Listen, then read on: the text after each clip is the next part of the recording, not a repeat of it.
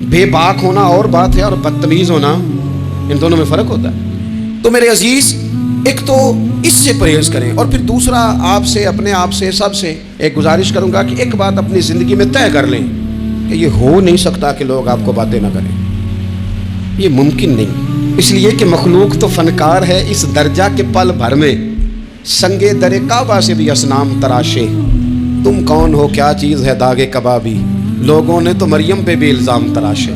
مخلوق تو فنکار ہے اس درجہ کے پل بھر میں، یہ تو فنکار ہے، ایک منٹ میں لوگ نکال کے لے آتے ہیں بات، ایک منٹ میں۔ امام جعفر صادق رضی اللہ تعالیٰ عنہ بیان کرتے ہیں، امام ابو نعیم نے حلیۃ الاولیاء میں اس کو بیان کیا، حضرت امام جعفر صادق رضی اللہ تعالیٰ عنہ فرماتے ہیں کہ حضرت موسیٰ کلیم اللہ علیہ السلام نے اللہ کی بارگاہ میں عرض کی، مالک میں چاہتا ہوں لوگ میرا سوائے بھلائی کے ذکر نہ کریں، میرا ذکر کریں تو صرف بھلائی کے ساتھ کریں، خیر کے ساتھ کریں، میرے بارے میں شر کی بات نہ کریں۔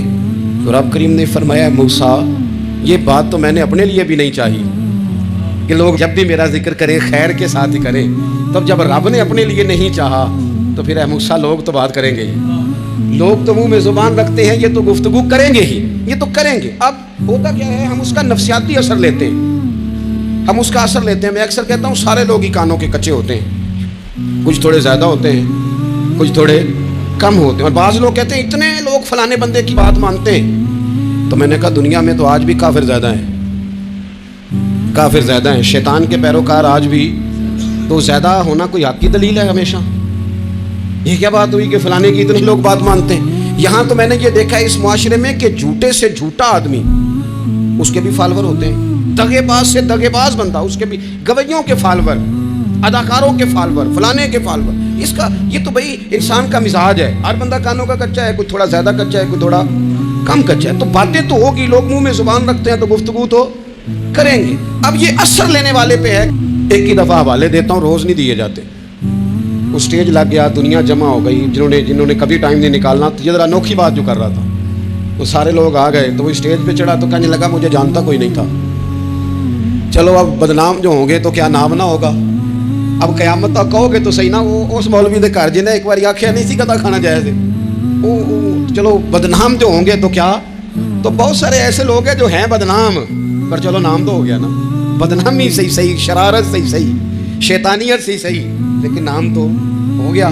تو اس لیے کوئی ایسا انوکھا کام جس سے لوگوں کی، میں آپ سے بڑی گزارش عرض کروں، اعلیٰ حضرت بریلوی رحمۃ اللہ علیہ نا، لالٹین کے اندر مٹی کا تیل جلایا جاتا ہے ہمارے ہاں، تو مٹی کا تیل ظاہر ہے اس سے بدبو آتی ہے، تو مسجد میں وہ جلانا جائز نہیں تھا۔ تو ایک صاحب ارنڈی کا تیل لائے، وہ خوشبو والا ہوتا ہے، وہ لا کے انہوں نے نا اعلیٰ حضرت بریلوی رحمۃ اللہ علیہ کو لالٹین میں ڈال کے دیا، اور کہا کہ یہ مسجد میں اس کو جلاتے ہیں چونکہ اس کے اندر سے خوشبو آتی ہے، بدبو نہیں آتی۔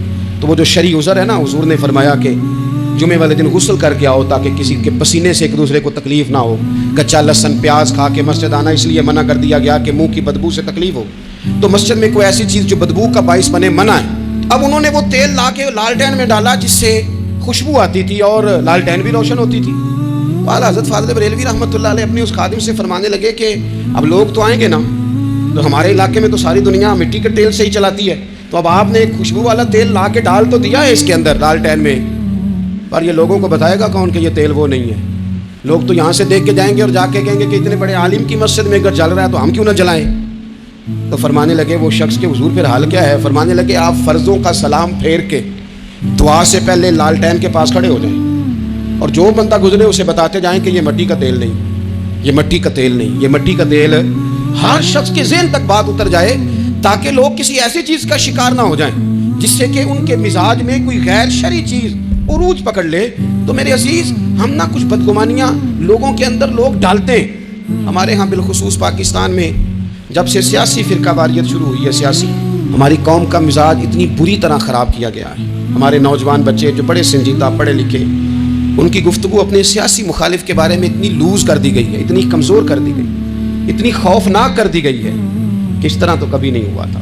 یہ مزاج جو لوگوں کو دیا جا رہا ہے، قومیں اپنے اخلاق کے طور پر زندہ رہتی ہیں، بد اخلاقیاں کبھی بھی انسانوں کو اونچا کر سکتی، پیچھے رہ جاتے ہیں لوگ۔ تہذیب کسی سوسائٹی کا حسن ہوتا ہے، اور اگر ایک سیاسی مخالف کے لیے آپ کا یہ والا مزاج بن جائے، اپنے سیاسی قد کو اونچا کرنے کے لیے آپ ان چیزوں کا سہارا لیں، یہ درست نہیں ہے۔ اخلاقی رویے میں کہوں گا کسی بھی سیاسی جماعت سے وابستگی ہے وہ 100% رکھے جو اس کی سمجھ میں آتی ہے، لیکن اپنے اخلاقی مزاج کو کبھی کمزور نہ ہونے دے، اخلاقی رویہ کبھی کمزور نہ ہونے دے۔ یہ کیسے ہو سکتا ہے؟ دیکھیں ابو جہل، ابو لہب، عتبہ، عتیبہ، شیبہ، وہ وہی باتیں کر سکتے تھے جو ان کے مزاج کی تھیں، جو آج تک لوگ کسی بھی دیندار کے بارے میں کرتے ہیں۔ تو انہوں نے وہی باتیں آ کے کی تھی جناب ابو طالب کے ساتھ۔ انہوں نے کہا تھا کہ اگر معاذ اللہ ان کو دولت چاہیے تو ہم دیتے ہیں۔ بڑے سے بڑے مخلص آدمی پر آج لوگ دعویٰ نہیں کرتے کہ دولت کے لیے لگا ہوا ہے۔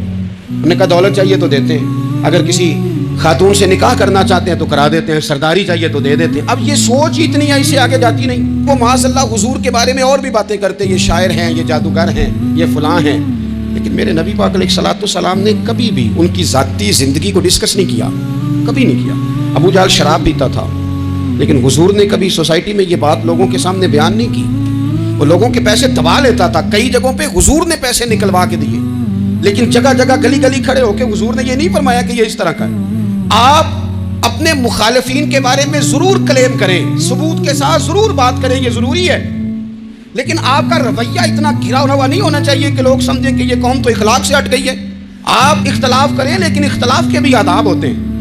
اس ادب کے دائرے کے اندر رہ کے صحابہ کے بیچ بھی رائے کا اختلاف ہو جاتا ہے، ہو جایا کرتا ہے۔ حضور اس اختلاف کو قبول کرتے، بھئی ہو جاتا ہے رائے کا اختلاف اپنوں میں، لیکن اس کے اندر انسان توہین پہ اتر آئے، اس کا لہجہ اس طرح کا ہو جائے جس طرح کی بازاری گفتگو کی جاتی ہے، تو محسوس ہوتا ہے کہ یہ تربیت کا فقدان ہے۔ یہ لہجے باوقار لوگوں کے نہیں ہوا کرتے۔ لہجے کو کبھی برا نہ ہونے دیں، انداز کو۔ لوگ آپ کو چھیڑیں گے، اپنی جگہ پہ کھینچ کے لانے کی کوشش کریں گے، بڑا کچھ لوگ کریں گے، لیکن آپ اپنی جگہ سے آپ تبدیل نہیں ہوں گے۔ آپ کہیں گے یار میرا ایک معیار ہے، میری ایک حیثیت ہے، میں اپنی حیثیت چھوڑ سکتا، میں اپنی حیثیت نہیں چھوڑ سکتا۔ ہر بندے کو آپ ڈسکس کریں گے، تو تہمت والی جگہ سے ضرور بچے، بدگمانی سے ضرور بچے، لیکن ہر شخص کو اس کے معیار کے مطابق ادھر کا جواب دینا یہ باوقار لوگوں کا سٹیٹس نہیں ہوتا۔ وہ کہتے ہیں جا بات کر، جا کے تو کون ہوتا ہے تیری بات کرے، اب ہم ہر شخص کے منہ لگے، یہ کیسے ہو سکتا ہے؟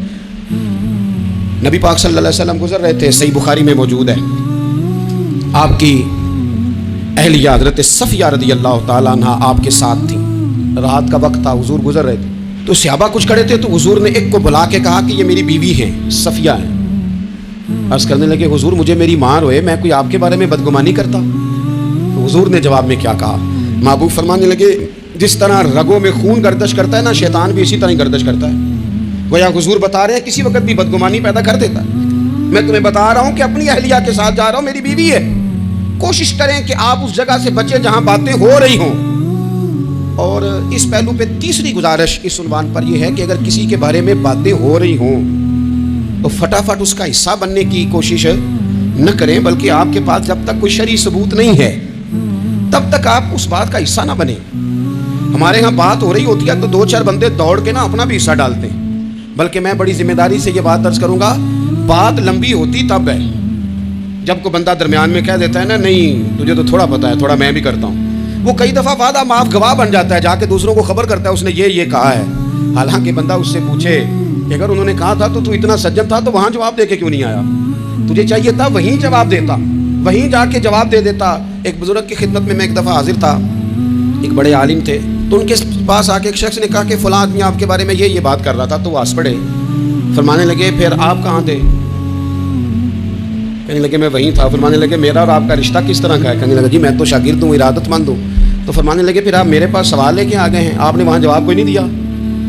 فرمانے لگے اب تو میرے سامنے بیٹھ، پہلے اس سوال کا جواب میں تجھے دوں، پہلے تجھے قائل کروں، اگر تو قائل ہوتا نا تو پھر تو یہ بات لے کے میرے پاس نہ آتا، پھر تو وہاں تو کلیئر کر آتا، تیرے اندر کجی ہے، تو بات کا حصہ بنا ہے، اور میرے نزدیک اس سے بڑا تو مجرم ہے کہ تو نے بات کو سنا ہے، وہ تو کوئی ہے، تو اپنا تھا، تو نے اپنا ہو کے یہ باتیں سنی، تو نے ہاں کی، تو وہاں بیٹھا رہا، تو اپنا تھا۔ اور حضور نے فرمایا محبت تو بندے کو اندھا بہرا اور گونگا کر دیتی ہے، جو کسے دا عاشق ہوئے ہوتے گل اسے دی کردا ہے، 100 مکر بہانے کر کے وہ دے مرنے مرد ہے۔ تو نے سن کیسے لی؟ تیرے کانوں نے گوارا کیا؟ پہلے تو تو مطمئن ہو نا، تو اگر مطمئن ہوتا تو بات آگے وہیں جواب دے کے آتا، تو ہی غیر مطمئن ہے تو میں کسی اور کو کیا جواب دوں؟ تو مدد کریں اپنے بھائی کی اس معاملے میں کہ اگر آپ کلیئر ہیں تو پھر آپ اسے وہی کلیئر کریں، کہیں یار میری بات سن، یہاں تک تو بات ٹھیک ہے، اس بات کا میں گواہ ہوں، یہ ہو سکتی نہیں۔ اور نبی پاک کا یہ طریقہ ہے، مسند امام احمد بن حنبل میں حدیث موجود ہے، حضرت عبداللہ ابن مسعود رضی اللہ تعالیٰ عنہ، کمال آدمی حضرت عبداللہ ابن مسعود، حضور نے فرمایا عبداللہ ابن مسعود سے قرآن سیکھا کرو، یہ اسی طرح پڑھتے ہیں جس طرح میرے اوپر نازل ہوا تھا۔ حضرت عبداللہ ابن مسعود کو نبی پاک علیہ السلام نے فرمایا درخت پہ چڑھ کے ذرا میرے لیے مسواک تو اتار دو. حضرت عبداللہ ابن مسعود کی پنڈلیاں پتلی پتلی تھی, ٹانگیں پتلی تھی. وہ درخت پہ چڑھے, ہوا چلی تو کپڑا تھوڑا ہٹ گیا, تو بعض لوگ ان کی پتلی پنڈلیوں کا مذاق اڑانے لگے. معاذ اللہ, دیکھو کیسی باریک باریک پنڈلیاں ہیں, کیا انداز ہے. اب حضور بیٹھے ہیں نا, تو انہوں نے جو بات کی تھی وہ بات بھی درست تھی, پنڈلیاں واقعی پتلی تھیں. اور کوئی بھی اس انداز میں دیکھتا تو شاید مسکراتا. جب انہوں نے کہا نا دیکھو پتلی پنڈلیاں, تو حضور نے ہمارے لیے طریقہ کیا چھوڑا, ہمارے لیے سیرت کیا چھوڑی. حضور سید عالم فوراً ارشاد فرمانے لگے, نبی پاک فرمانے لگے چپ کرو, تم میرے عبداللہ کی پنڈلیوں کو پتلا پتلا کہہ رہے ہو نا, قیامت کے دن جب میزان لگے گا اور ان پنڈلیوں کا تمہیں وزن پتہ چلے گا, پھر پتہ چلے گا میرے عبداللہ کی شان کیا ہے. یہ بڑی وزنی پنڈلیاں ہوں گی, جب ان کا میزان پر وزن تلے تو آپ دفاع کریں.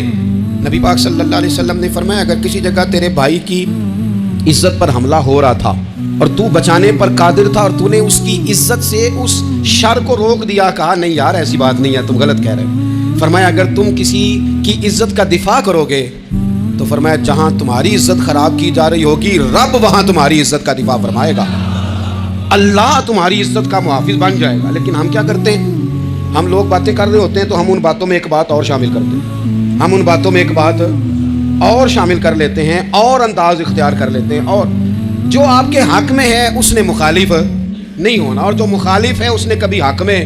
چھوڑیں آپ کس کو قائل کر رہے ہیں, جس کی سمجھ میں آتی ہے وہ قبول کرے, نہیں آتی تو دروازہ کھلا ہے, کہیں اور تشریف لے جائے. ہمارا یہ مزاج بن گیا کہ بلا وجہ کی وضاحتیں بھی بندے کو کمزور کرتی ہیں, بلا وجہ ہم کمزور پڑ جاتے ہیں. تھوڑے بے نیاز ہو جائیں, چھوڑیں کچھ بے نیاز بنے, طبیعت کوئی بے نیاز. ہم نہ بے نیاز نہیں ہوتے, ہر بات کو سوچتے ہیں, ہر بات کی وہ جی وہ فلانے نے پتہ کیا کہا ہے, تو بڑی معذرت سے بالخصوص خواتین کا مسئلہ ہوتا ہے, وہ کہتے ہیں پوری دسو, نہیں دسو نے آنکھیں آکی بھئی آپ نے کیا کرنا ہے, اس کے لیے پھانسی کا حکم لگانا ہے. آپ چھوڑ دے, بات ہو گئی, ختم ہو گئی. اپنی زندگی میں تھوڑی سی بے نیازی بھی پیدا کریں, تھوڑی سی بے نیازی. ہر ایک کی بات سننا, ہر ایک کی بات پر غور کرنا, ہر بندے پر تبصرہ شروع کر دینا, وہ تو تکلیف آ جائے گی. وہیں سے جہاں سے بات شروع کی تھی پھر وہیں لاتا ہوں کہ باتوں کا اثر لیں لیکن صرف خیر کی باتوں کا اثر لیں, لیکن صرف اچھے لوگوں کی باتوں کا. ہر ایک کی بات کا اثر لوگے, لوگ دو قدم نہیں چلنے دیں گے. اور دوسرا میں آپ کو بڑی ذمہ داری سے عرض کرتا ہوں, ہم ویژن والے لوگ ہیں, ہماری 1400 سال کی تاریخ ہے, ہم ویژن والے لوگ ہیں. یہ نہیں ہے کہ ادھر ایک بندہ آیا تو تھوڑی سی ہم اس کے پیچھے چلے جائیں گے, پھر کل ایک اور آئے گا تو تھوڑا سا اس کے پیچھے چلے جائیں گے. یہ تو وہ لوگ ہوتے ہیں جن کے پیچھے بنیاد نہیں ہوتی, اور جن کی پوری بنیادیں ہونا. وقت زیادہ ہو گیا, ورنہ میں آپ کو اپنی سند پڑھ کے بتاتا کہ ہماری سند امام بخاری تک کیسے جاتی ہے اور امام بخاری کی رسول پاک تک کیسے جاتی ہے. یہ تو ایک تسلسل ہے. تو اس لیے بڑی جلدی آزمائش کا شکار نہ ہوا کریں. باتیں کس لیے ہیں, جو بندہ ویلا ہے اس نے بھی 4 باتیں تو ہر بات کا اثر نہ لے. بالخصوص جوانوں سے کہتا ہوں, ٹارگٹ اچیو کرنے کے لیے سب سے پہلے تو مقاصد کا تعین کریں, جانا کدھر, پھر اس پہ لگ پڑے. باتیں ہوتی رہیں گی لیکن باتوں کو پشت پہ سوار نہیں کرنا, باتوں کو پاؤں کے نیچے رکھنا ہے. قد اونچا ہو جائے گا, قد اونچا ہو جائے گا, پشت پہ سوار کرو گے تو گردن ٹیڑھی کر دیں گے. آپ بس بڑھتے جائیں. گھوڑا جب دوڑتا ہے نا, دوڑتا ہے تو اس کے پیروں کو جھاڑیاں لگتی ہیں, لیکن اگر دوڑتا رہے تو کوئی جھاڑی کہیں رہ جاتی ہے, کوئی کہیں رہ جاتی ہے. باقی مخلوق کرتی ہے باتیں, وہ کرتی رہے گی. آپ آگے بڑھیں, سفر کرتے رہیں. سفر بہت سارے باتیں کرنے والے وہیں رہ جاتے ہیں اور کام کرنے والے کہیں کے کہیں پہنچ جاتے ہیں. باتیں کرنے والوں میں سے نہ ہوں, کام کرنے والوں میں سے ہوں. اللہ توفیق عطا فرمائے. آخر دعوانا الحمدللہ رب العالمین.